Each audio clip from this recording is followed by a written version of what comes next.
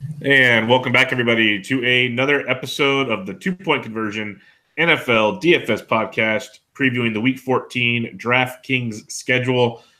16 games, 13-game main. Tons of fun, as always. You can find me on Twitter at BDintric and my co-host on Twitter at Pater_DFS. James, how we doing, man? It was a hell of an NBA lock. I'm doing okay outside of that, though. Yeah, no, that was wild. We got 16 games. A couple games we can pretty much just say a couple words and pass on because they ain't that great. And that'll start us off with Thursday Night Football. Jacksonville at Tennessee. Tennessee 4.5-point favorites. Total's only 37.5. This has snooze fest written all over it. But what are your thoughts on this one? It's bad. I mean, it might be bad. I think that Jacksonville's pretty much shot at this point. Like, Kessler didn't really look that good last week. He had 24 attempts and only completed 18 passes, 5 attempts for 28 yards, but only 8.8 fantasy points. And I don't think we can really expect him to have a ceiling worth attacking here. So from a fantasy aspect in this game, you're pretty much just looking at Corey Davis, Leonard Fournette, and maybe Derrick Henry, I guess.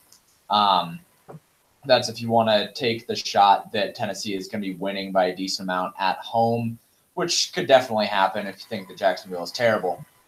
I don't have any interest in playing this slate or having any interest in this game in the Thursday through Monday. So, yeah, there's just not much to say about it. I think that both defenses are in play on the showdown slate if we're going to do it, and probably the best way to do it would be to go something like Fournette, Derrick Henry, both defenses, and like Corey Davis and some random flyer. I don't know. This is a really shitty game. Yeah, that's kind of what I was going to say. As I said, you can play both defenses. You know, if Mariota is a starting quarterback, then he loves Corey Davis. He's going to keep throwing his way. So you play Corey. Leonard Fournette obviously is a smash play in this spot. Other than that, like D.D. Westbrook, I was looking at I'm going to screw up his name, from 4for4 Football. I apologize. I'm totally screwing that up. He tweeted out like the top 15 people in red zone targets over the last 4 weeks. And DD's TJ Hernandez, yes. Thank you. And I believe D.D. Westbrook has like 9 and the leader has 11. So D.D.'s not getting a lot of points, but he's getting chances at points. So in the showdown, if you want something like that, knock yourself out. But yeah, all in all, crap game. If you want to play the Thursday through Sunday slate, you skip this game, and this is how you get ahead of the field. So there's a lot of degenerates will play this game thinking, okay, I got to play somebody in this game. Just skip the game completely. So that'll be our quick recap on Thursday. If you have any questions for the showdown slate, hit us up, and we'll help you out with that. Let's go to the 13-game main slate on Sunday. Another kind of snooze fest we got here, maybe a defensive battle. We shall see. Jets at the Bills. Bills 3.5-point home favorites. Total's only 38 in this one. Josh Allen is everyone's new I can run like crazy hero. He's up to $5,500. Zay Jones won someone $1 million. James, what do you like in this one? Hey, we've been kind of touting Zay Jones for a couple weeks now. I mean, I think he's really good, and the Bills obviously think that he's pretty good too, releasing Kelvin Benjamin and releasing Andre Holmes. And I mean, neither one of those guys were going to be in their plans long term, so I can definitely get behind the management on that one. But yeah, Zay Jones, he's going to continue to be at least a decent play, right? I mean, as long as his price doesn't get too far up there, he's still sitting down here in the – how much does he cost? He can't cost much. Zay Jones, $4,200. Yeah. 4,200. I would pay 4,200 for Zay Jones again, especially against this Jets defense. But that's kind of assuming that Josh Allen is going to be good, and that's kind of the thing. You guys know that I really don't prefer to play running backs like Josh Allen. He's $5,500, and if he doesn't have 135 yards rushing on 9 attempts last week, like he only puts up 18 fantasy points, I think, or something along the lines of that, which isn't that fantastic. So in the same way that I don't really like playing somebody like Lamar Jackson, I don't really like playing somebody like Josh Allen, who I think is a bad quarterback anyway. And then on the other side, Josh McCown is questionable, limited at practice. Do we know who's going to start yet?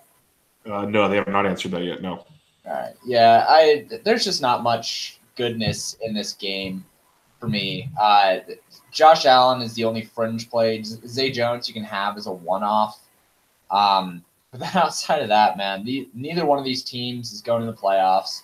Neither one of these teams really has anything to play for. So we're getting into the part of the season where teams are going to start seeing what they got. They're going to start seeing what they have in rookies and what they have in these kind of fringe deals where they can just kind of offload them. So especially teams like Buffalo and like the Jets, that they need to see what they've got in their assets to get ready to trade them. So I don't have any interest in this game from a fantasy standpoint, and I think that it's a really, really shaky spot to put your eggs into. Yeah, I completely agree. If you need to play anybody, you've talked about Herndon a lot. There's other cheap tight ends, though. I don't mind Zay Jones at 42. Josh Allen was fun when he was 45, not 55. So that's the big difference there, like you were kind of saying. The only other plays, I could see the Buffalo D playing at home against this Jets team. I could see Buffalo D coming up pretty strong here at the whopping price of either $3,200. Yeah, $3,200. There's not a ton of punts. I have some cheaper ones I don't mind, but I feel pretty confident in that Buffalo D at 32 at home if you want to go that way, maybe in cash or something. But other than that, yeah, this game is not fantasy relevant by any means. This is it could blow up just because it's what two stupid teams can do. But all in all, I'd rather put my pieces elsewhere. NFC East battle, Giants at the Washington Redskins. The Redskins, who are going to be most likely starting Mark Sanchez. They brought Josh Jackson in. They are and still 1.5-point favorites over the Giants at home. Totals 41.5. This has problems written all over it, James. They finally got their receivers and their running backs healthy, and now they're on their third-string quarterback in Washington. What do you like in this one? There's been like that talk about Mark Sanchez and whether he's a viable quarterback for 4K. And I can't do it. Okay, with 21 attempts, he put up 3.8 fantasy points. Yeah, I can't do it. The guy butt fumbled again. I don't like saying that people are bad when I'm talking about NFL players or like professional sports players because they're still like a top 1 percentile in the world at what they do, right? But as far as Mark Sanchez goes, he's about as bad as they got. I mean, he's like Nathan Peterman bad. Well, in that top 1 percentile, he's like the bottom part of that 1 percentile. Yeah. He's like fringe top 99 percentile. So yeah. I don't know, man. 4K. I don't think there's any reason to go there unless you're trying to be different.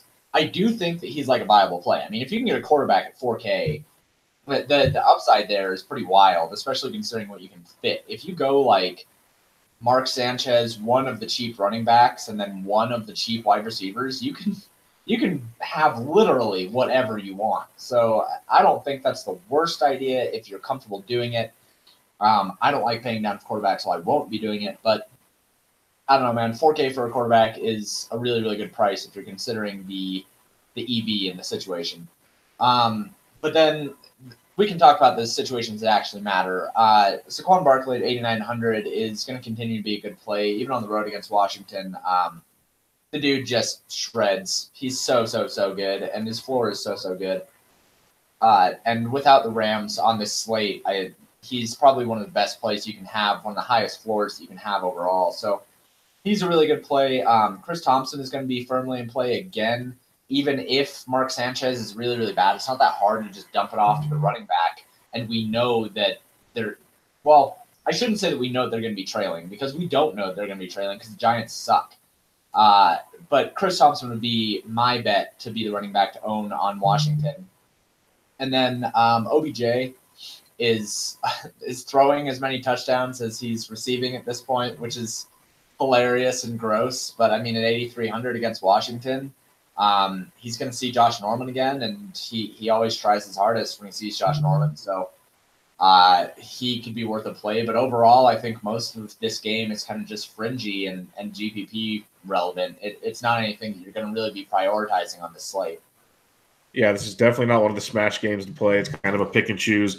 If you want value, Josh Doxson's been getting a lot of looks, and I think he was like all 3 completions or whatever that Sanchez had. He went his way quite a bit.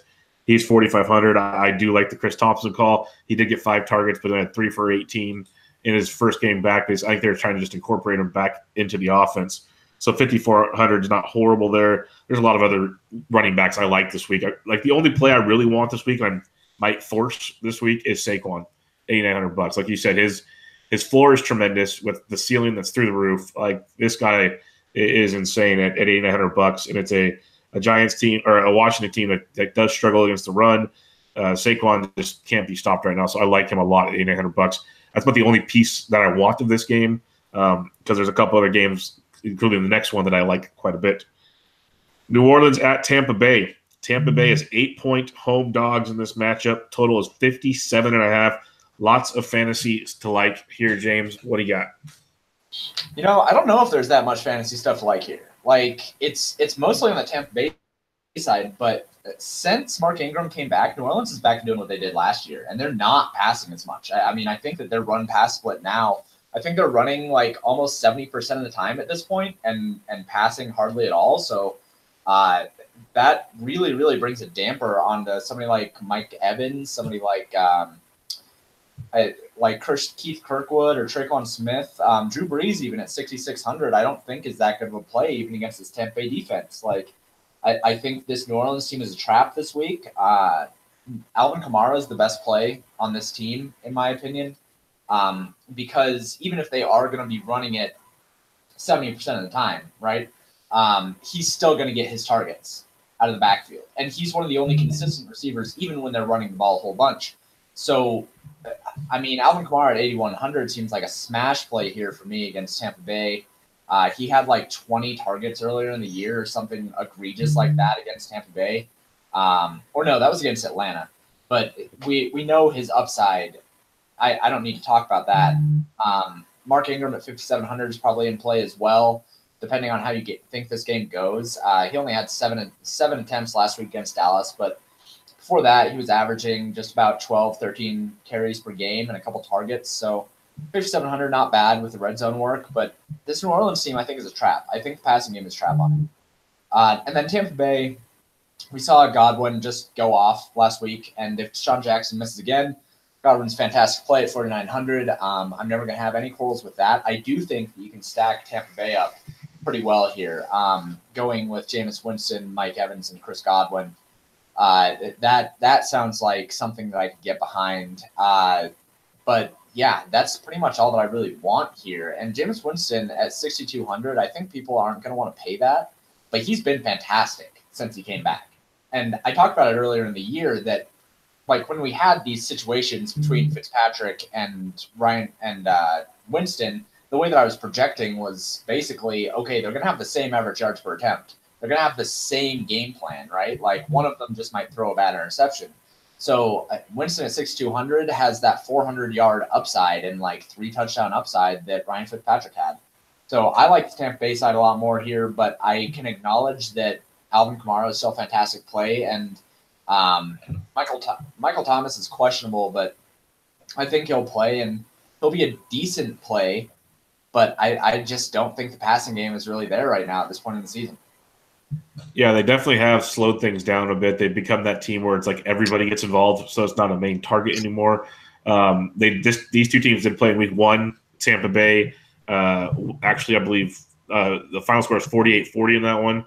And Kamara had 46 DraftKings points. Absolutely torched it.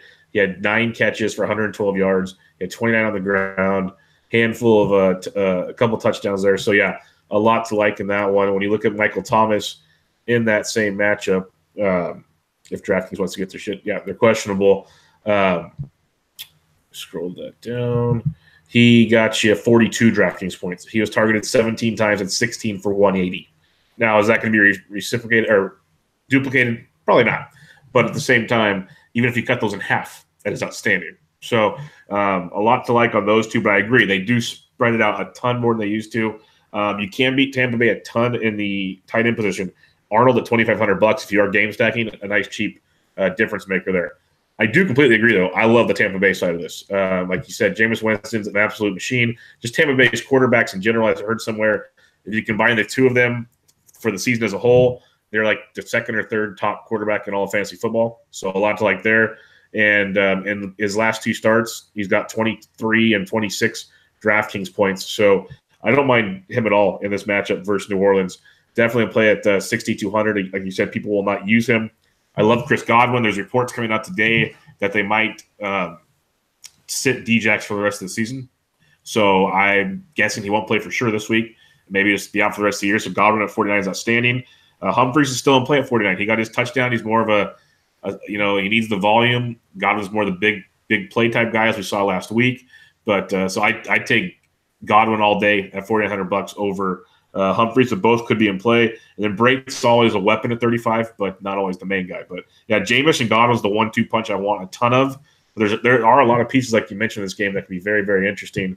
And the Tampa Bay side is the side I like more, and I think will be overlooked as people keep going back to New Orleans. So I like that call there, James. I just want to talk really quick about season long because I need to vent for like literally 2 minutes. So I'm in the lead in my best ball league, which is cool, man. Like I like being in the lead in my best ball league, but I have James Conner, who will not be playing. I have Lamar Miller with Deontay Foreman coming back. I have Julio Jones, who did not practice. I have Deshaun Jackson, who's not going to play for the rest of the year. I think that Devontae Adams will continue to do well. And then I have Theo Riddick and Kerryon Johnson will be back. I have Yeldon and Leonard Fournette's fine. Like, I am so fucked for the finals. It's not fair at all. Like, I got there, I had the start. There's no way I'm finishing strong, and I'm so sad about it. And it's just a testament to never play anything but DFS. Yeah, no, that's what I'd say. That sums up why DFS is so much better than the rest. It's always fun to play, like the home leagues or whatever. It's fun. I get it. I still do it, but it's almost like I've done a complete shift on how much money I put into DFS compared to how much money I put into season long. It's a complete shift, yeah. And it's pretty crazy how it goes. But yeah, I feel injuries have been quite the bitch this year.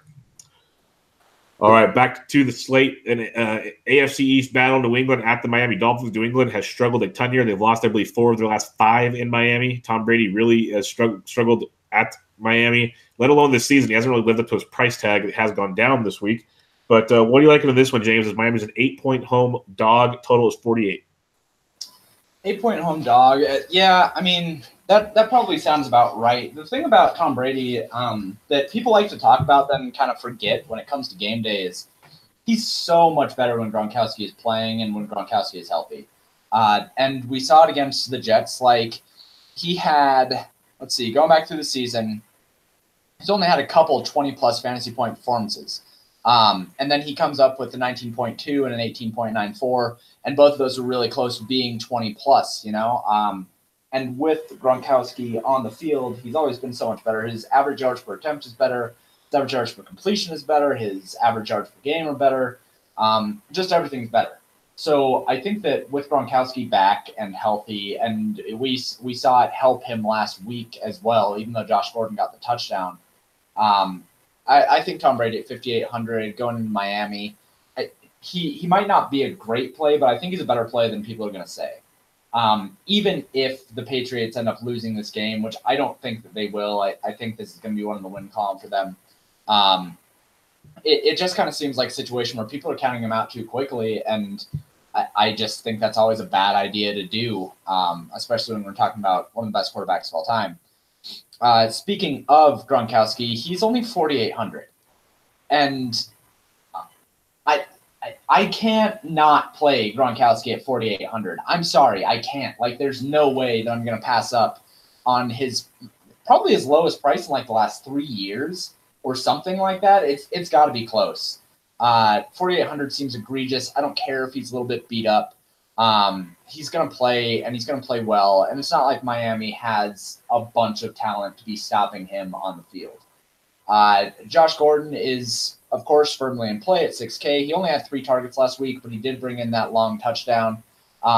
Brady trusts him. Brady goes to him when he needs to. He's not going to be a huge volume guy, but he's kind of like Hogan was last year, whereas he is a good player and Brady trusts him, but the volume's not always going to be there every single week. He's going to get those deep seam routes. He's going to get the deep corner routes and the post routes and stuff like that, and always has the opportunity to put up 5 catches for 130 and 2 touchdowns. Edelman at 7,100 is, again, a good play. He's a good play every week. Last week was actually his first week in single digits since the beginning of the year, since he came back from injury. And he still gave you 9 fantasy points. So I think that you can go back to him just fine. I'm taking a lot of time talking about New England because Miami's a train wreck. I don't want to talk about them. They're terrible. Gase is terrible. Frank Gore is still getting carries. It's just a really bad situation, and I don't think you should play anybody on that team.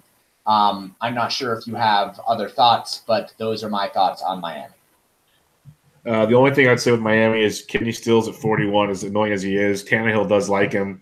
Tannehill was back last week, gave him 6 targets for 4 catches. So that would be the only thing if you want to punt or if you want to bring something back on the New England side.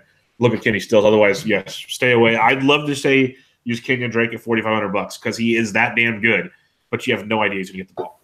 That's the worst thing. I like Sony Michel. I like going back to Sony Michel this week at $1,500 because he still got over 60% of the running back touches last week. He got Devlined twice. If you're telling me that's going to happen again this week, you are Nostradamus. I seriously don't see it happening twice in a row. He still had 17 carries for 63 yards.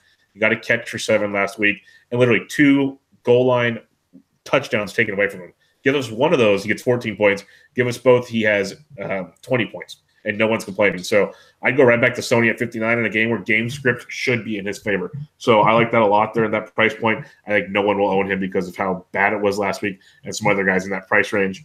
James White's always in play at 66. He's another wide receiver playing running back. And then I love Josh Gordon, $6,000, double digits in 4 straight weeks. Miami's secondary is depleted. They already announced one guy out today, and there might be another one out later this week. I think Josh Gordon can take the top off of this defense and get in the end zone at least once, if not twice this week at $6,000. I think he's a very, very nice play at that price point. Big-time upside there. You mentioned Gronk at 48. No problem with it. There's a lot of tight ends this week that we can look at. I'm not dedicating myself to Gronk. I'd rather have Michelle or Gordon in this offense. Edelman's always great, as you said, but give me Gordon, give me Michelle. Those are the main 2 pieces in New England I want, and I'll build some other stuff elsewhere. Baltimore at Kansas City. Kansas City 7-point home favorites. Totals 53 in this one. Baltimore just got done shutting down Atlanta in Atlanta. Very impressive showing, actually. Can they do it 2 weeks in a row, James? What do you got? No. No. Patrick Mahomes is like 5 times the quarterback that Matt Ryan is. I don't know, man. Kansas City, I don't think they should be 7-point home favorites here.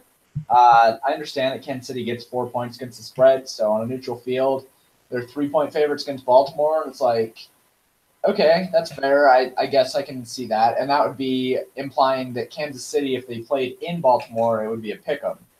And I don't know if I like that. I think that they should be – I don't know. I don't think they should be 7-point home favorites, though.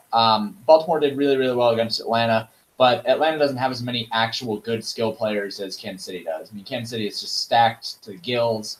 And Tyreek Hill is kind of like a different kind of animal when you talk about defending him. You can defend Julio Jones in that you can defend the routes that he runs and you can bracket cover him, but you can't defend Tyreek Hill just sprinting faster than you can run down the field. You can't really defend that. So he's always going to be a weapon. And then Travis Kelce at 6,700. He almost scored 3 times last week on 13 targets. That's in the last 2 weeks, he's had 15 targets for 127 yards and a touchdown and 13 targets for 168 yards and 2 touchdowns.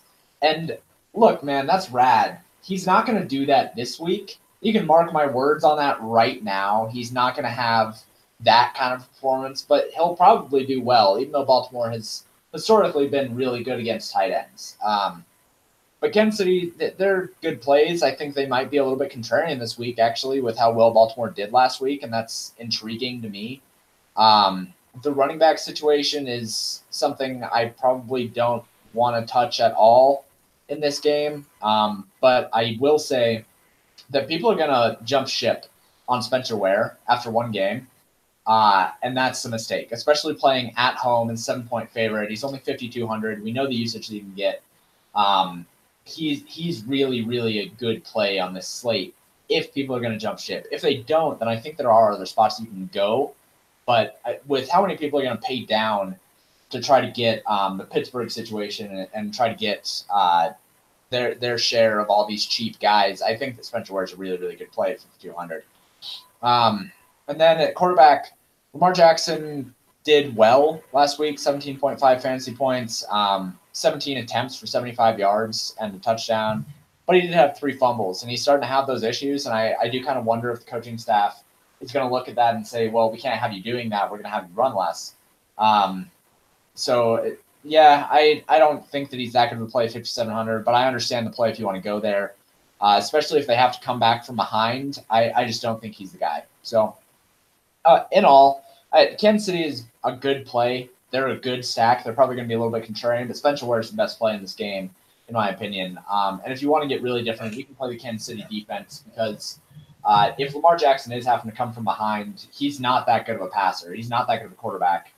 And I think that the Chiefs defense could get some cheap sacks, some cheap interceptions for $2,300.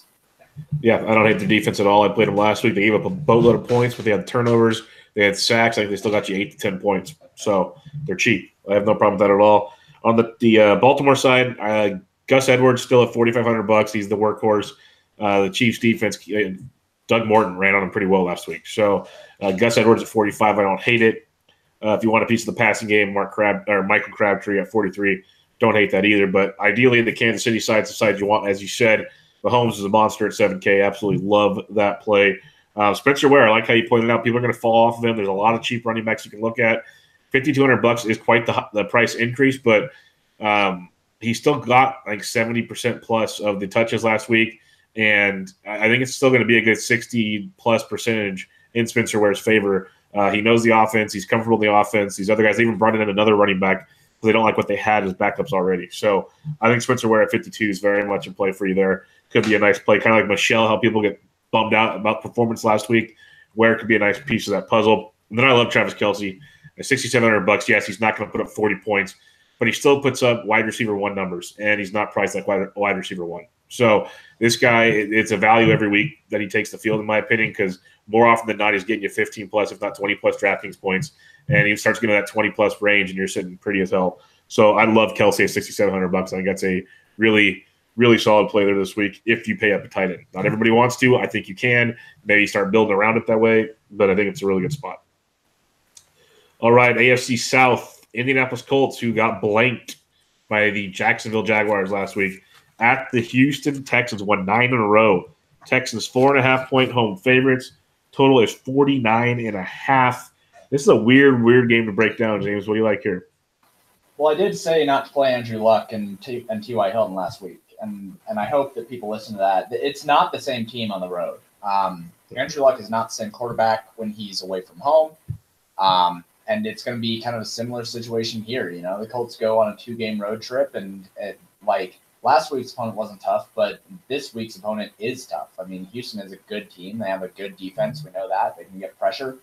And I will say that Indianapolis's O-line has been good at protecting Andrew Luck, but J.J. Watt and Merciless are different kind of animals. So this is going to be another week where I tell people to fade Andrew Luck. He's probably, again, I'm not going to say that he's the worst cash game play because the volume is always going to be there. I mean, he threw the ball 52 times last week. He still ended up with 10.52 fantasy points, and he didn't throw a touchdown. So his floor is fantastic. You pretty much got about the worst possible game that you could have gotten out of him last week. And I think that the upside is still there, but I just don't think that he's the fantasy quarterback that you want for GBPs this week. I like Deshaun Watson more at $5,900. Same price, but playing at home. 31 attempts last week. Had a touchdown, no interceptions. He has been good. He hasn't been running quite as much as I would like him to from the beginning of the season, but he did have 7 attempts last week and 9 attempts the week before. So if he can keep that up and as he continues to get healthier, he was limited at practice this week, but he's probably a better play in my opinion than Andrew Luck is. At wide receiver, pretty much everyone is questionable in this game. T.Y. Hilton's questionable, Hopkins questionable, Keith Kute questionable, Inman questionable, Fuller IR, Hazel questionable, Rogers questionable.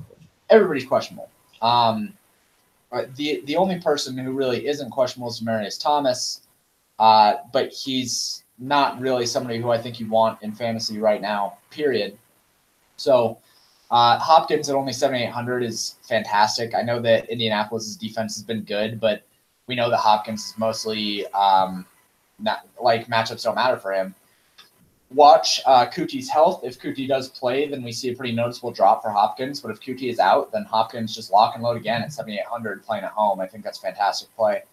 And then the Texans defense won't be owned at all because people love Andrew Luck. But yeah, if they get 3 sacks and 2 interceptions in this game against Andrew Luck, who I think isn't as good on the road, 2,600 is a really, really nice price. So I don't know. I think that this is another one of those games where it's just secondary plays. I do like a Houston stack if Coutie misses. If he plays, and I think it's a little bit too thin, and I don't really like it that much. And I should say that Lamar Miller has been the guy, but with Foreman back and Alfred Blue healthy, we're going to see a pretty significant drop in his usage, I think, over the end of the season. So be careful with that at 5,100, even at home. But yeah, that's pretty much all I got. I think this is just a secondary game to focus on with a little bit of filler if you need it, but it's not going to be something that you're looking to jam into your lineups. Yeah, that last part there I completely agree with. It's pretty much Hopkins at 78 for me. I don't completely hate Lamar Miller for the fact that I don't know how up-to-date Foreman is with the offense yet. But if you don't want to play that game at $5,100, I totally get it. Other than that, I really like Eric Ebron at 57. I think people kind of, with the Colts doing so bad last week, will kind of be aware of that. And, you mentioned Gronk being so much cheaper and everything. He's $1,000 cheaper than Kelsey. People want to pay up for Kelsey. Ebron still had 10 catches. He had 16 targets last week. He's been a double-digit performer almost all year long. So I don't hate him at that price. The Texans are one of the worst teams in football this year against the tight end position. So Eric Ebron at 57 I like quite a bit.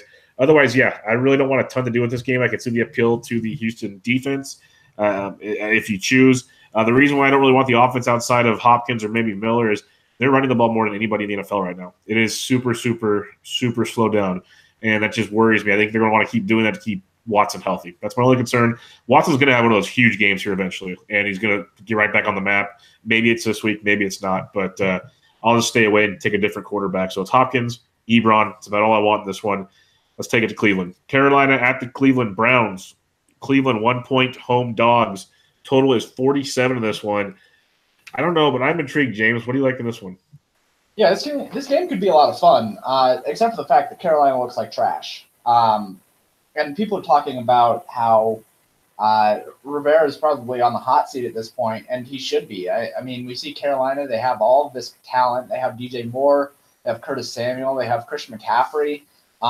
And they can't score points, and that's a significant issue for them right now. Only scoring 17 against Tampa Bay, only scoring 19 against Detroit, and 21 against Pittsburgh. Like, this is looking pretty bad. Their best outputs, like in the last couple of weeks, has been against Seattle, and even that was not that great of a performance. So, I'm a little bit worried about this team. I'm a little worried about the changes that they could make.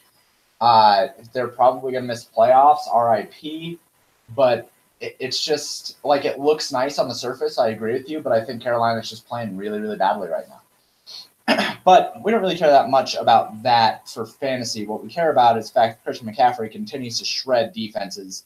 10 attempts for 106 yards last week with 9 receptions for 55 and a touchdown. If you didn't have him last week, you were boned. I mean, there was nothing that you could do to catch the field if you didn't have Christian McCaffrey. He was 45% owned, and at 9,300, I think he's probably going to be that high owned again against this Cleveland defense. So you're pretty much locked into Christian McCaffrey at this point, I think, unless you're going to be paying down at running back, which people might do. But I still think his ownership is going to be through the roof. He's really, really important. I talked about DJ Moore. 8 targets, 4 receptions last week for 44 yards. It was an okay performance.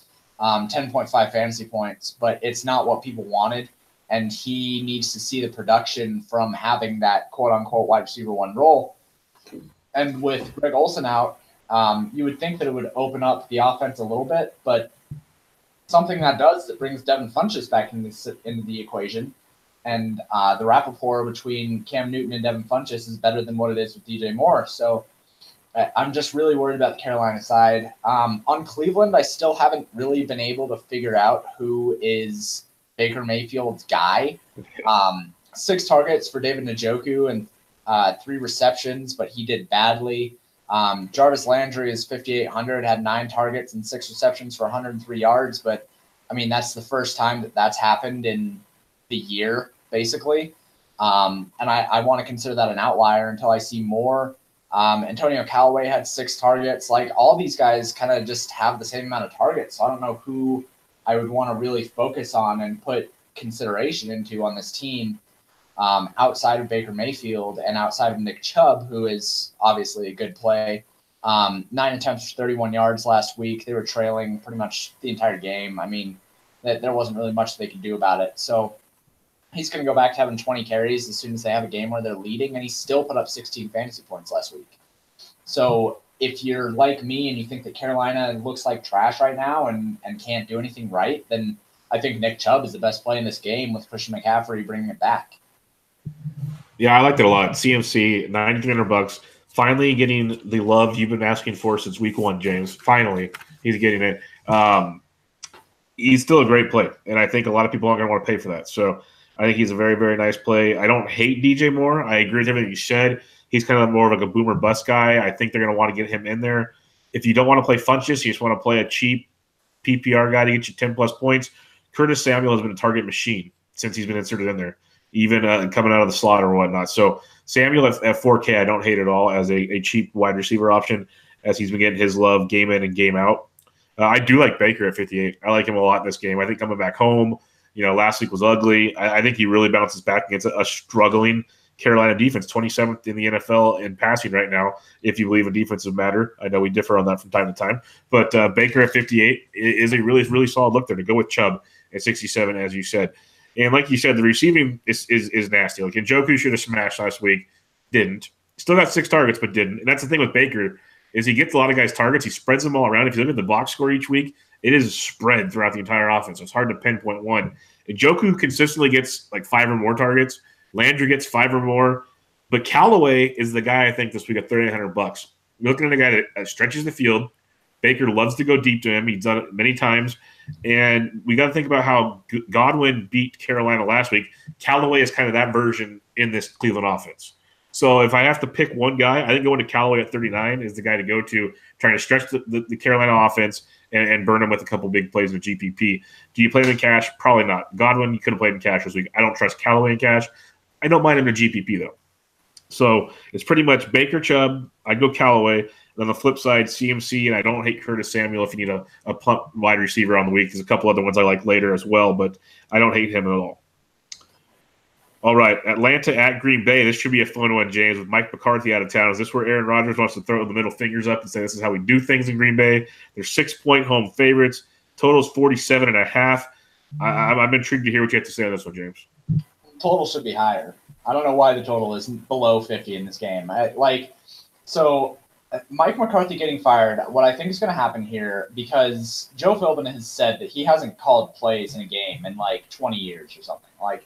He's not somebody that understands how to. He doesn't really have a grasp on it anymore. So I think it's just going to be Aaron Rodgers putting together this game plan and figuring things out for himself. And that's fantastic. Yes. Because when Aaron Rodgers is allowed to do whatever he wants, he's unstoppable. He's absolutely unstoppable.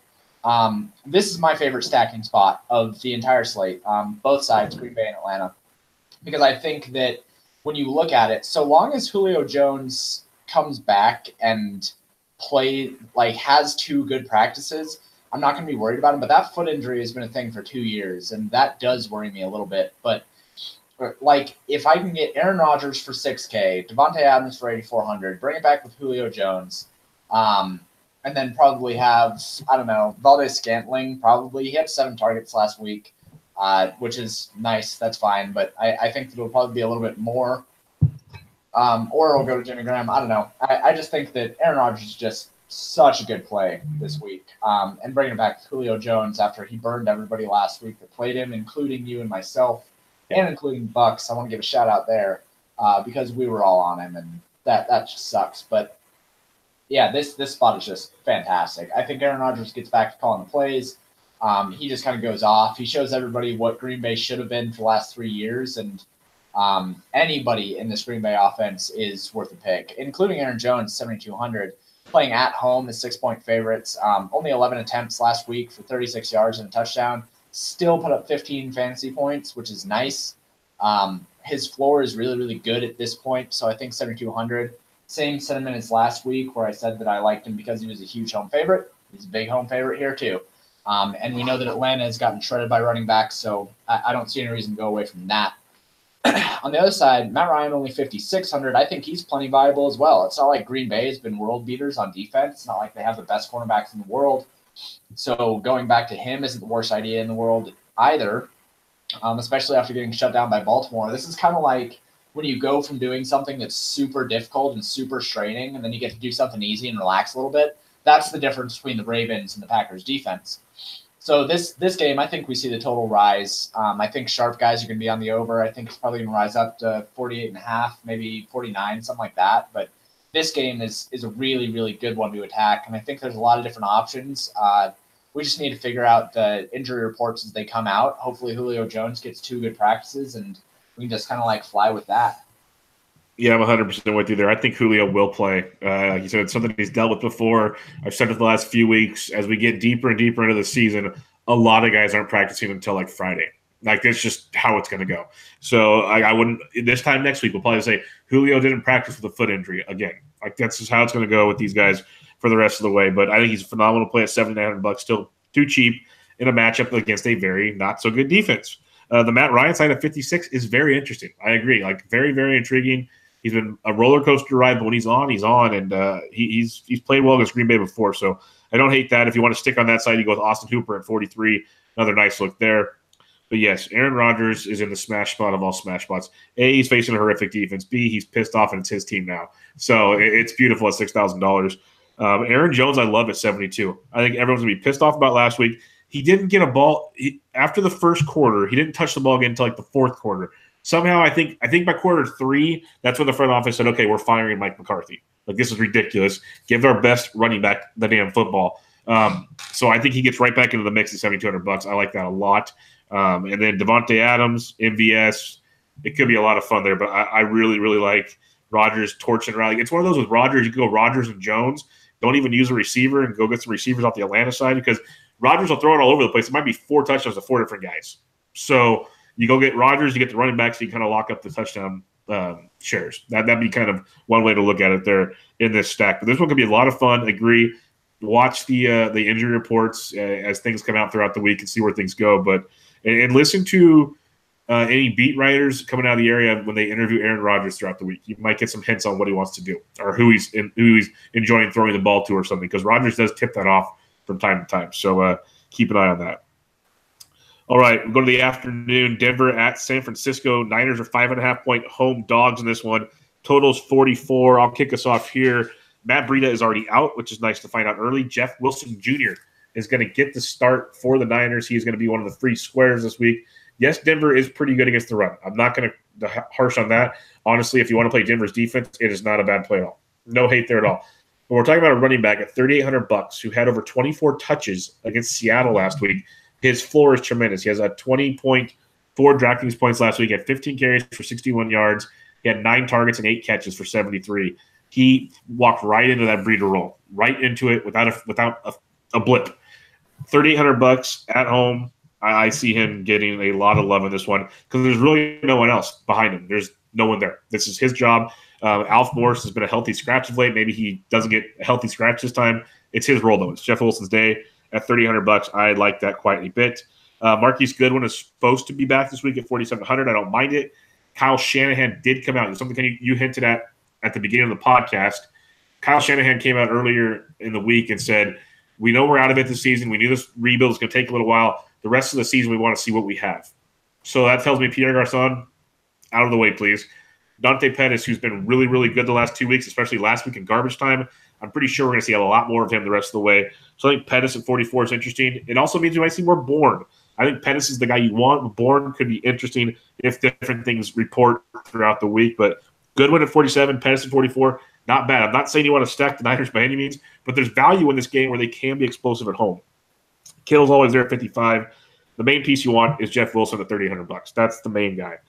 On the Denver side, you're facing the Niners defense. It's really, really bad. I know we've talked about it in the past, playing these bad defenses that Case Keenum comes into play. I'm not in love with him this week, but I don't hate him at $5,200. I could see the appeal of putting a little stack together. especially stacking him with Cortland Sutton at $4,500. We've been waiting for Sutton to break out like crazy, and he had a big week last week.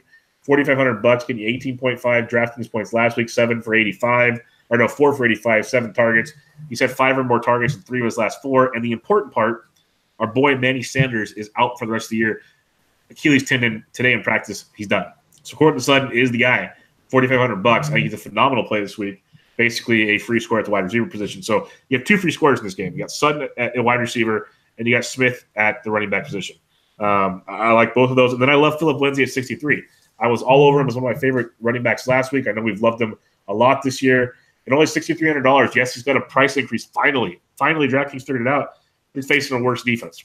So he's still a phenomenal play this one at $6,300. There's a lot to like in this game. Matt Lacoste let everyone down. He's only 27. So mainly it's Wilson on the Niners side. You can look at some other value if you want. Denver side, you can look at Keenum, but Sutton, Lindsay, love it. What do you like in this one, James? Yeah, you hit most of it. I think that on the Denver side, it's really unfortunate that Sanders went down with this injury. And the main thing that I think is unfortunate about it is that this is probably his career. You know, he's not a young wide receiver, and these Achilles injuries, they're so hard to come back from. And you never really get the explosiveness back. So I just want to pour one out really quick for Emmanuel Sanders. He's had a good career. He's a good wide receiver.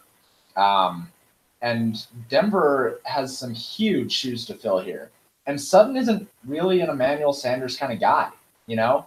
I think that Sutton is going to kind of blossom. He has to blossom into that Demaryius Thomas role now. He doesn't have a choice. But I think that we need to try to figure out who is going to be the guy that takes over from Emmanuel Sanders. And the guy that Matt Harmon really likes is Deshaun Hamilton. He really liked him coming out of college. He rates really well on all the metrics that matter for him. So at 3K, I think that Deshaun Hamilton is a really interesting play this week for Denver, especially if we think that it's going to be a game where San Francisco can't really keep up. It might be a nice chance for Deshaun Hamilton to kind of get his feet wet a little bit. But with all that being said, I don't think that Denver is going to want to pass the ball at all. Last week, they didn't have a huge amount of passes. I think that Keenum only threw it, 21 times last week? Yeah. So 21 times last week, I think that it's going to be something similar. I think they'd rather just run the ball and have a super run-heavy game plan. And especially with Emmanuel Sanders out, I think that kind of reinforces that. So I think the best play here is going to be Phillip Lindsay. And that's saying that I think he's going to have anywhere between 17 and 20 carries. And even if he doesn't have this ridiculous efficiency that he's had these last 3 weeks, he's going to have the volume now. And the volume is always what I care about at 6,300. So Phillip Lindsay, I think, is a really good play in this spot. I think they run the ball a lot more than they usually would with Emmanuel Sanders out. But I do think that Sean Hamilton is a decent GPP target. I think he's a good wide receiver. And I think he's going to step into the Emmanuel Sanders role better than Cortland Sutton will. On the other side, you talked about Wilson Jr. I don't have any reason to dispute that. 3,800. He'll be super popular. I don't know, man. I always worry about those kind of situations, but he's a young guy, and I don't see any reason why they would just pull him. It would make sense that Alfred Morris would get pulled if Denver is out to the lead at halftime. So he's going to have all the volume, Wilson Jr., that is, and at 3,800, I don't think that there's really any reason to pass that up. So he's a good play. I agree with you on that. At wide receiver, I think you can take anybody who you're talking about. Pettis is fine. I think Bourne is fine. I think Taylor's fine. I probably won't go to any of them. I don't think that Nick Mullins is that good. And I think that Denver, as much as I gave their defense shit at the beginning of the year, they've looked better since their bye week. So for me, it's pretty much just Phillip Lindsay and a flyer on Sean Hamilton if I want to take that shot. But the defense, also Broncos defense, 3,600. That's fantastic play as well. But I will say, I don't think that Denver should be a 9-point road favorite to anybody with the way this season has gone. And that's a little bit worrisome for me. You guys know how I am. I pay attention to those Vegas totals, and that 9 points, I don't think that's right. I think that I'd rather talk about Pittsburgh being 10-point home or road favorites, and even that is a little bit sketchy against Oakland. So take that for what you will. I think this game will be a little bit more competitive than what Vegas is saying, but only because I don't think Denver scores a lot of points. Yeah, I'm with you there. I love the Lindsey call. I pretty much want to use him every week right now. So I'm with you there on that one. Cincinnati at the Chargers. Chargers are 14-point home favorites in this one. Total's 47. Cincinnati's an absolute train wreck. AJ Green's now on the IR. You still have Jeff Driscoll starting.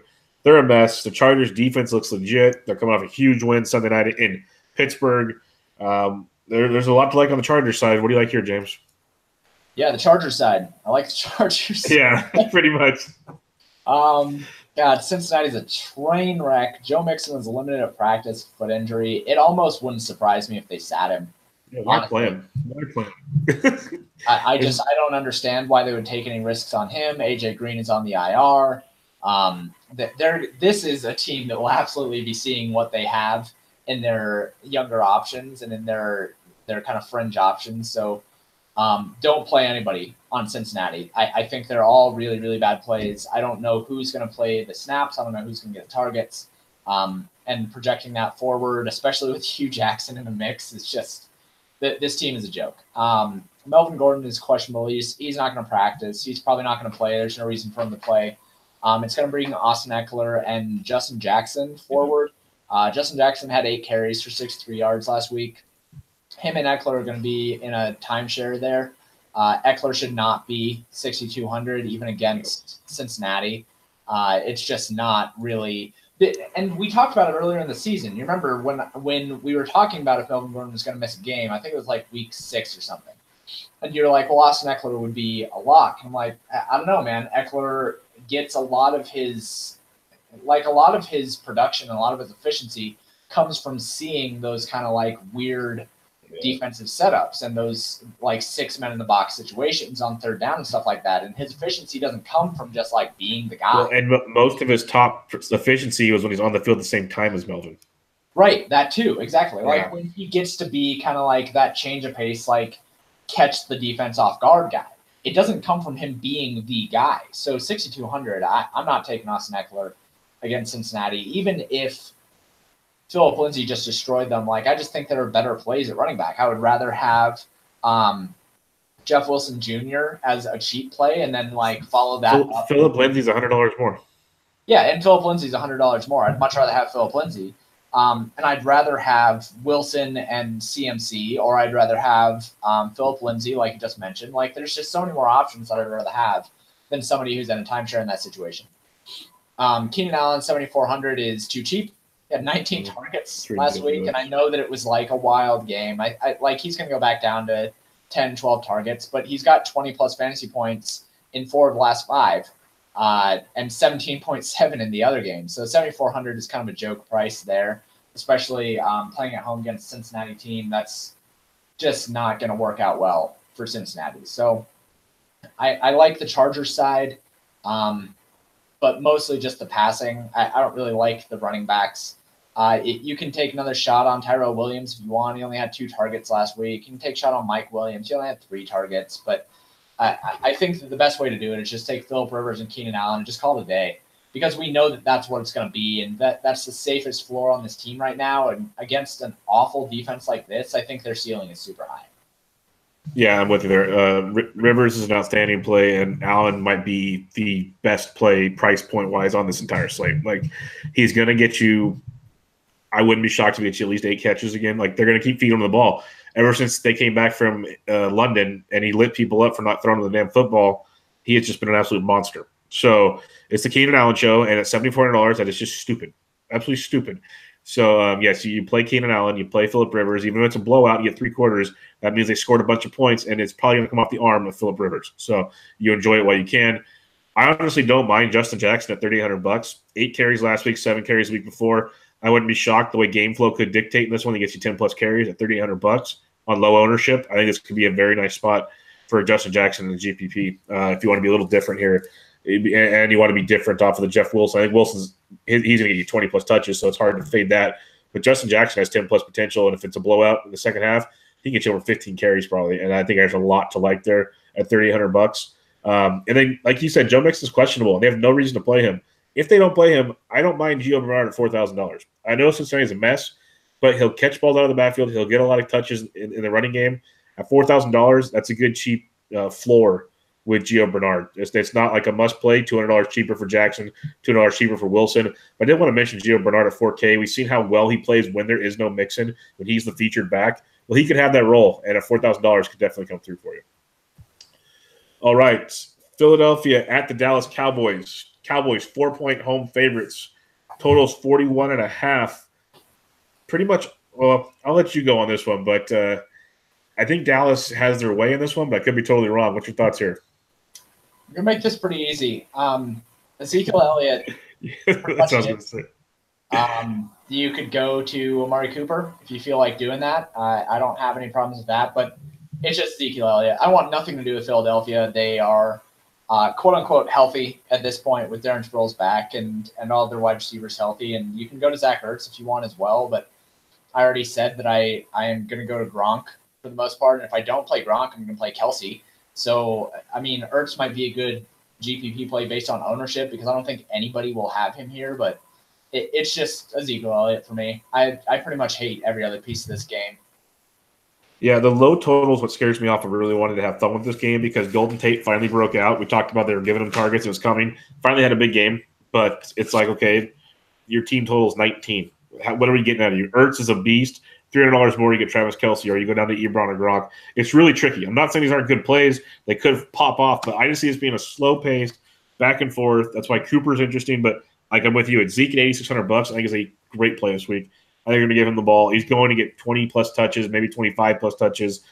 Zeke at 86 is outstanding, and maybe smash it with the Dallas D. I have no problem putting that with the Dallas D and keeping this kind of a snail's pace game in this matchup against Philadelphia at home. Dallas' D is only $2,600. So I don't hate Zeke and Dallas' D if you choose to go that way. Like there's pieces that are intriguing. It's just this game just stinks compared to other games on the slate. So give me Zeke, and we move on. Detroit at Arizona, another shitty game. Arizona 2.5-point home favorites coming off that big W in Lambeau. Thank you, Arizona, for getting Mike McCarthy fired. Totals 41. Do you think you like in this one, James? Yeah, Kenny Golladay is a good option. Even on the road, I think that his workload has not really dropped off that much. I mean, he did have those 13 and 15 target explosions against Chicago and Carolina, but I mean, I'll take 8 targets per game from somebody for 6,400, especially if he's going to be the guy. But we know that Detroit kind of wants to slow it down, and we know that Arizona kind of wants to slow it down. So this game could be super, super boring and not have much fantasy goodness at all. David Johnson is only 6,500. He's been bad over the last 2 games, but he still had 17 attempts and 20 attempts. He has not had less than 16 attempts in 6 games. And he continues to get targets 3, 3, 2. It's not the 9 targets that we got against Kansas City, but it's still pretty nice. So at 6,500 playing at home against this Detroit defense, like I can get in on that. But again, I'd rather have Philip Lindsay, or I'd rather go down to Jeff Wilson and have a Wilson and CMC stack. Like he's just going to be left out based on those things. Kerryon Johnson didn't practice Wednesday. I'm not sure. He hasn't played since week 11, so I'm kind of concerned. Yeah, I'm a little bit concerned, and I don't know if there's any reason for them to bring him back. He was so impressive. They might just want to keep him as an asset and not have him play this week, which is totally understandable. But the thing is that nobody else is really doing much in his steed. LeGarrette Blount has had 19 and 16 carries, but if he doesn't get touchdowns, he doesn't matter. You know, he had 6 points last week with 16 carries. That sucks because if he doesn't find the end zone, he's not going to matter at all. But playing against Arizona's run defense has been really bad. If you think that Detroit needs to run the ball in this game and feels they need to run the ball, he might be a good play at 3,900. I guess I can't argue with the 15 to 20 carries and that 1 reception that he's going to get per game. I don't hate that, but again, we know there are better options. So in GPPs, you can consider LeGarrette Blount, but he's not somebody that I'm really going to prioritize. Yeah, this game is it's just really, really rough. I don't think there's going to be a lot of scoring. I think it's going to be really low scoring. Both defenses are in play. I think the Cardinals defense 2,300 is actually just fine in this situation, playing at home against a Lions team that has been struggling to score. And then both QBs are super, super cheap, but I don't really have interest there. So it's really like you can consider David Johnson and Kenny Golladay both like fringe plays, but I'm not going to prioritize either one of them. Yeah, Kenny Golladay at $6,400. He is getting more red zone targets than anybody in football. The TJ Hernandez thing I was talking about, he's got like 11 red zone targets over the last 4 weeks. So if you need to, he's a GPP type play because the upside's there. A punt wide receiver I've liked the last few weeks. He's got 10.5, 9, and 11.2. He's got 6 or more catches in 3 straight weeks. Is Bruce Ellington. They keep feeding it to him. He doesn't get a lot of yards. Hasn't found the end zone yet. But he's getting you like 10 or more points at $3,800. I don't hate it, especially. It's weird to say in cash games. He's actually got a good floor for his price point. But DJ at 65 is interesting. I am terrified, though, of Chase Edmonds, who goal line cucked him last week and got a lot of carries around the goal line last week. I don't know what the heck that was all about, but something to keep an eye on there. Chris Kirk is out for the rest of the year. So I guess you got Fitzgerald or some other scrub wide receiver in Arizona to take over. But all in all, I want not much to do at all with this game. Golladay a punt, Ellington a value receiver, maybe one of the running backs, but nothing that really stands out saying I have to play it at all because there's a lot of better spots this week. I don't mind the defense, like you said, though. Pittsburgh at Oakland. Oakland is now up to an 11.5-point home dog. The total is 52. Steelers coming off a rough one on Sunday night. What do you like here, James? Ben Roethlisberger is 1-9 against the spread as a double-digit road favorite in his career with Steelers. He's not a good big favorite, man. He never has been. He always lets down in this spot. And I don't think that it's necessarily him. I think that it's Tomlin just being an asshat. And, like, Tomlin has always been an emotional coach. And when he gets cocky, he just starts doing things that a cocky guy would do. I mean, he gets lackadaisical and he's not aggressive. He just, like, kind of goes into it with a game plan of, we're going to steamroll these guys. And everybody thinks so we don't really need to try that hard. And I think it's going to be the same situation here. It makes sense this would be another letdown spot for them. Antonio Brown had his best game of the season last week, 13 targets, 10 receptions, 34 fantasy points. That's huge. That's perfectly fine, fantastic. He can do it again against Oakland, but I wonder what their game plan is going to be. The big story here is that James Conner is out, obviously. There's a couple guys that are going to fill in. People are big on Jalen Samuels. He had 2 attempts for 5 yards and 3 targets for 20 yards and a touchdown last week. I'm going to let you talk about the Pittsburgh situation a little bit more because these kind of situations are hard for me. I always just want to fade these guys that walk into these spots. But with Pittsburgh, we know the story with Pittsburgh. We know that they're going to give their running back a whole bunch of work. So do you want Jalen Samuels or do you want Stephen Ridley? Yeah, that's the one that's interesting right now. I was looking into that. Because Samuels is more the outside runner, the receiving runner, which is still great. It's all fine and dandy.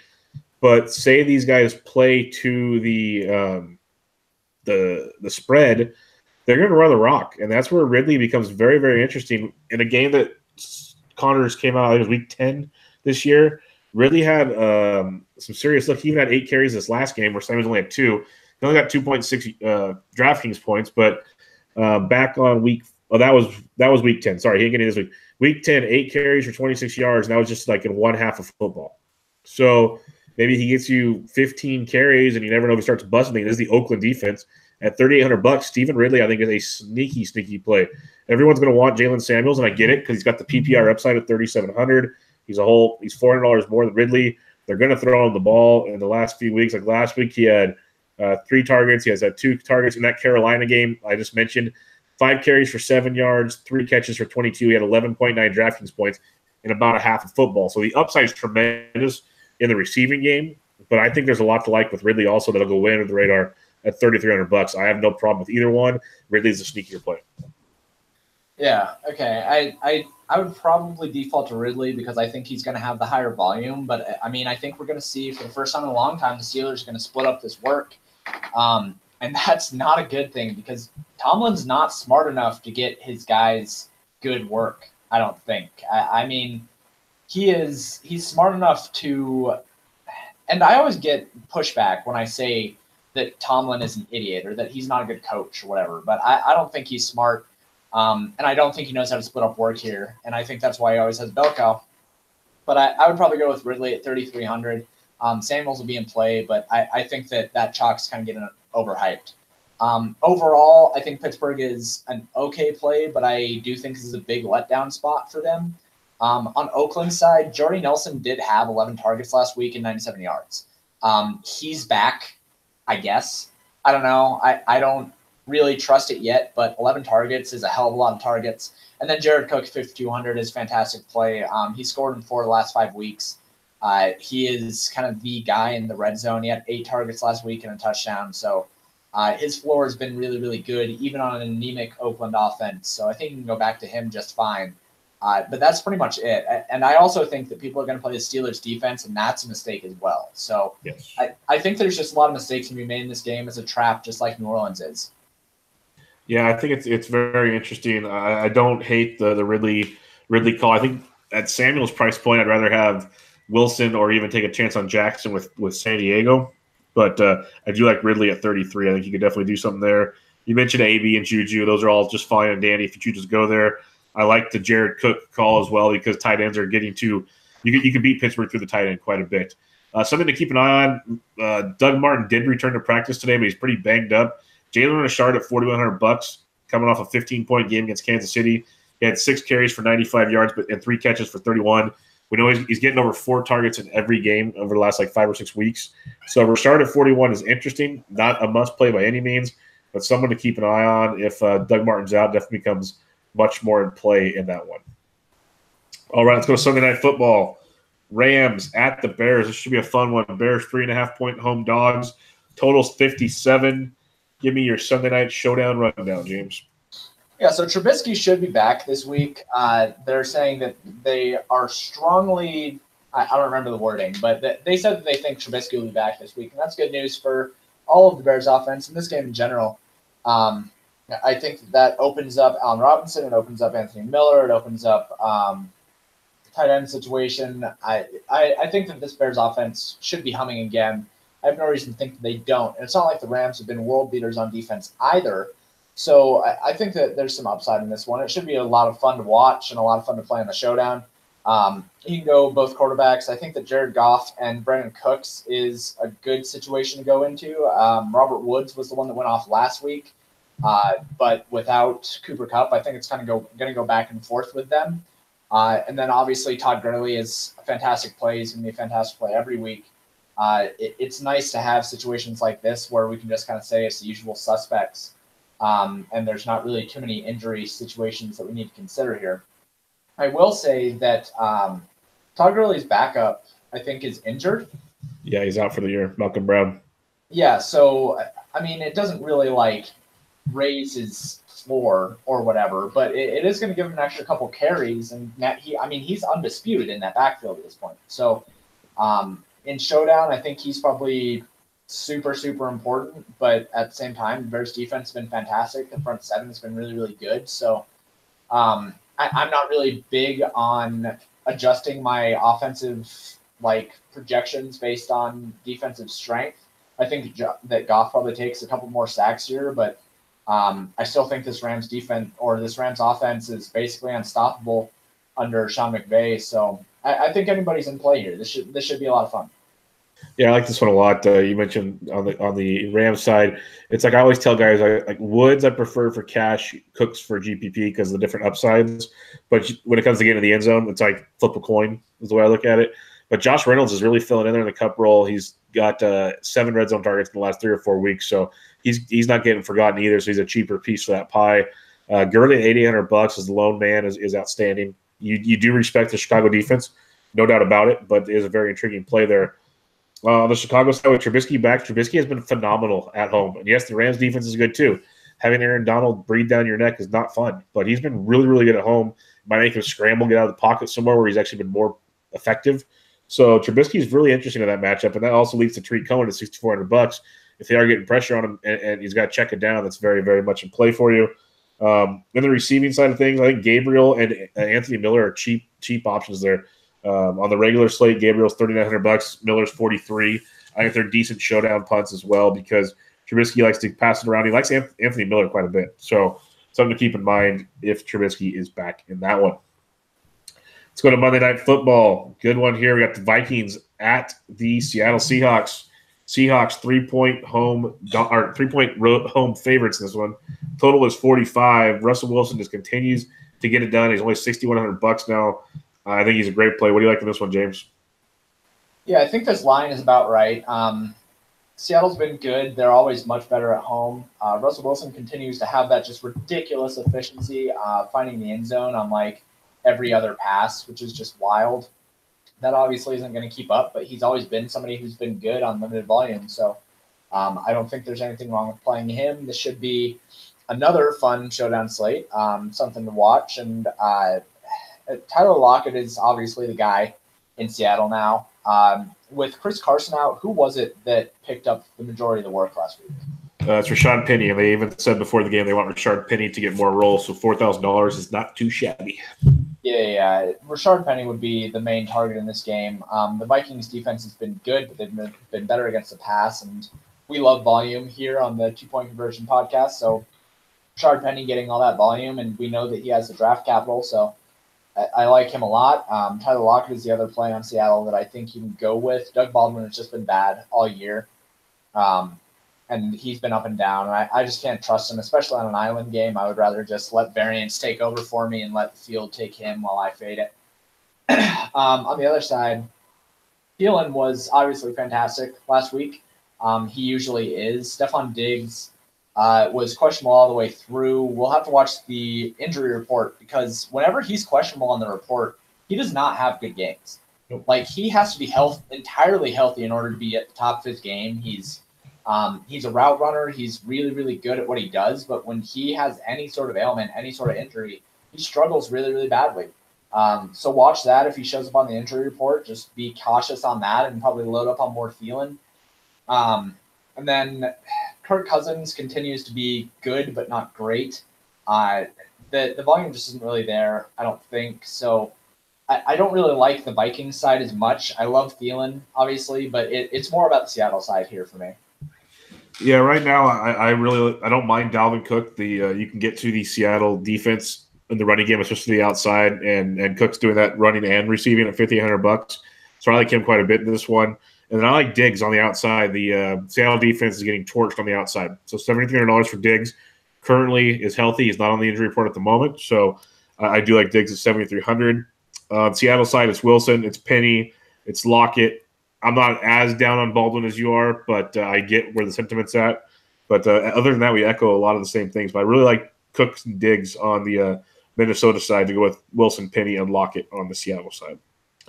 That wraps up our 16 games this week. James, let's do a little position by position, would you rather type stuff here to kind of navigate the field for people. You got Mahomes up top with Ben and Breeze and Rivers. Which one do you want the most there?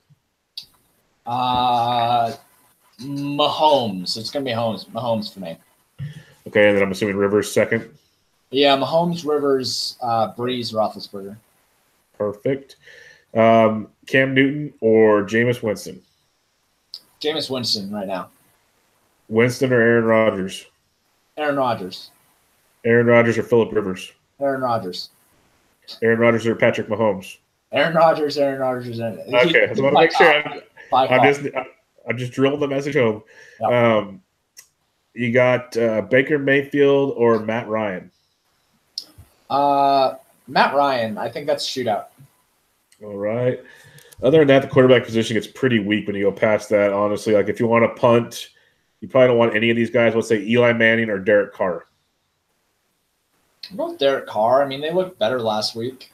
Yeah, I was thinking when I was taking my notes, Derek Carr could be a sneaky kind of cheapie this week. But I'm not, sold on it. I think there's other options, but I think he could be sneaky in this one. Running back position, you got CMC, Barkley up top. Who if you only have one, who do you have? That's tough. Probably Christian McCaffrey, just because I think he'll be highly owned again. But I think they're both basically the same play. Yeah, I'm going Saquon this week, but I agree. Ezekiel Elliott or Alvin Kamara? I'm going to go with Alvin Kamara. Okay, don't mind that at all. I'll probably go Zeke, but you're picking at straws with those up top there. Yeah. Aaron Jones or Nick Chubb? That's harder. Probably Nick Chubb, just because I think Carolina's been so bad, and I do think that Green Bay could turn into a shootout. And I don't know what the game plan is going to be like, what Aaron Rodgers wants to do, but we know that the intent is there for Nick Chubb to get the ball if they have the lead. So I'm going to say Nick Chubb. Nick Chubb or Phillip Lindsay?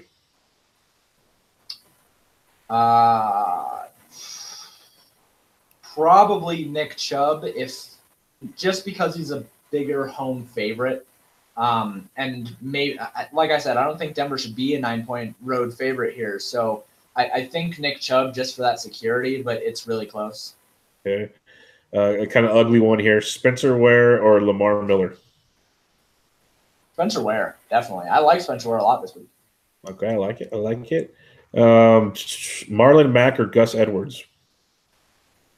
Gus Edwards. I don't think the Marlon Mack will be that important to the game plan this week. Okay, and then like we talked earlier, you got like Jeff Wilson, you have Samuels and Jackson of San Diego. Who do you want? I think I have to go with. I think I got to go with Wilson Jr. just because I don't think that he's gonna be. But like you said, there's nobody that's really behind him. I mean, if they rest anybody, if anybody gets pulled out of the game because they're losing, it's going to be Alfred Morris. Yeah. Like, they're just going to keep giving the ball to Wilson if they need to. So I think Wilson, but it's rough. It's hard. Yeah. All right, let's go to the wide receiver spot. Up top's pretty, you got Brown, you got Thomas, Adams, Beckham, Juju. That's just picking at straws there. So you just kind of people figure that one out on your own as you go. If you had to pick one, Julio or Hopkins, and let's say Cooties out. Oof. Both of them. Yeah. Hopkins, I guess, because I think that Hopkins has a higher target floor, but it's really close. Okay, I'm not going to name off all the guys that are above him, but there are a bunch. You could pretty much guess who they are. Would you take any of the top receivers over Keenan Allen? I would take Devontae Adams over Keenan Allen. Yeah. I think that Devontae Adams, it's obvious that Aaron Rodgers loves him. Yeah, so, especially in the red zone. Yeah, if it's going to be Aaron Rodgers' game plan this week, I think Devontae Adams is heavily involved. So, I'm not going to take too many guys over Keenan Allen, but I would take Devontae Adams over him. Perfect. This is why we play the game. Josh Gordon or Kenny Golladay? Ooh, probably Josh Gordon because New England does try to pass the ball more. And I'm worried that Detroit is going to try to run the ball more. But that's, I think they have about the same floor. So, yeah, Josh Gordon. Okay. Between Chris Godwin and Humphreys, you like Godwin? Yeah, I like Godwin. Okay. It's pretty bad down here in the lower levels. I'd say Cortland Sutton or Martez Valdez-Scantling. I think Scantling. No, Sutton should have a higher floor in this game. Just because we don't know who is going to be the wide receiver 2 for Green Bay, if it's going to be Cobb or Graham or Valdez-Scantling. So I guess Sutton. Okay, tight end position, Kelsey or Ertz? Kelsey. Kelsey or Ebron? Ebron for the discount. But it's Ebron. Is Gronk your top tight end? Yeah, I think it has to be at 4,800. I don't see a way for me to fade that. Okay, below Gronk, we got Hooper and Njoku. Who would you rather have? I think I'd go with Njoku. Just because he has been the guy. We've seen his upside, but I don't know. I'm going to go Njoku, but it's close on that one. Njoku or Brait? I think Brait. He has a good rapport with Jameis Winston. All right. What defenses are you looking at this week?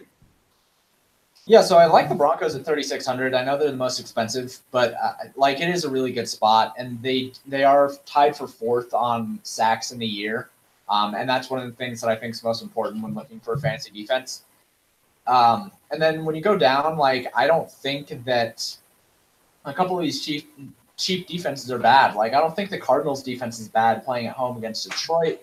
I don't the Raiders defense is a terrible, terrible option. But if you do think that Ben Roethlisberger is going to kind of lay an egg here, it's not the worst thing in the world, and I think that it would be worth the savings. But there's probably better cheap defenses. Like you can go down and take a cheap Raven or a cheap Kansas City defense. We talked about that earlier in the week, but I think that the real options here are going to be the Broncos, the Chargers, and the what was that one that I just named off? Chiefs.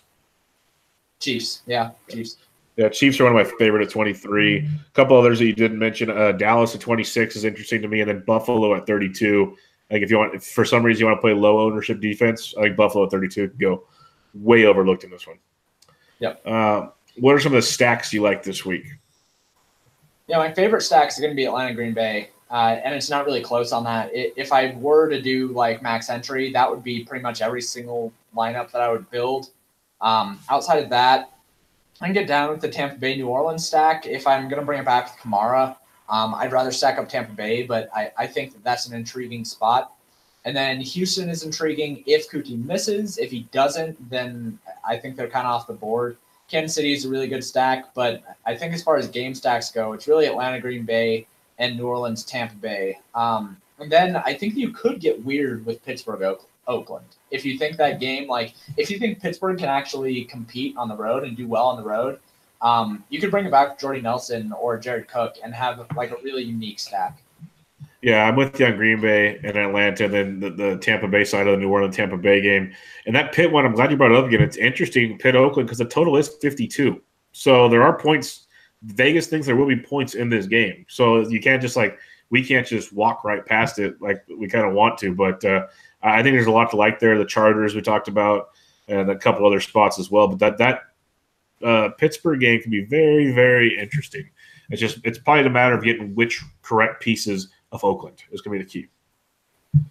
But all right, James, week 14 in the books. Any final words? No, it's there's a lot of games you can kind of just skip over here. I think people are going to be interested in a couple of these trap spots. I think people are going to play these high totals, and I don't think that's the way that you do it. I think you attack the spots where we know that there's players that need to do things, right? Like later in the season, it's almost more about finding the teams that have something to play for rather than it is playing the teams that have done things before, because that kind of stuff doesn't really apply this late in the season kind of DFS. So look for teams like Green Bay and Atlanta. Both these guys have a lot to play for with playoff implications. So Green Bay, Atlanta, that one matters. Pittsburgh, they pretty much have to win this game if they're really going to have a chance going into the playoffs. And then there's teams like Cincinnati and the Chargers. I mean, the Chargers don't really care at this point. They've pretty much made the playoffs, and Cincinnati's not playing for anything. So just kind of try to think about those things. When you're building your lineups, you don't want to overexpose yourself to that kind of a spot. And, start kind of thinking forward to things like golf and baseball, you know. We're obviously in the middle of NBA season, and I'm doing my projections, but I am starting to build my MLB simulation program. So start thinking forward on that and doing a little research on that if you're interested in that stuff, you know. Can't wait to see what you got there because the NBA projections are pretty awesome.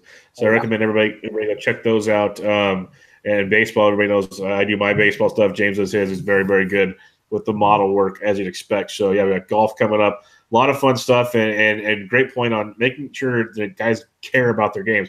These professional athletes like making money. They also like not getting hurt. So if they have nothing to play for, they pretty much don't want to go out there and get their head taken off.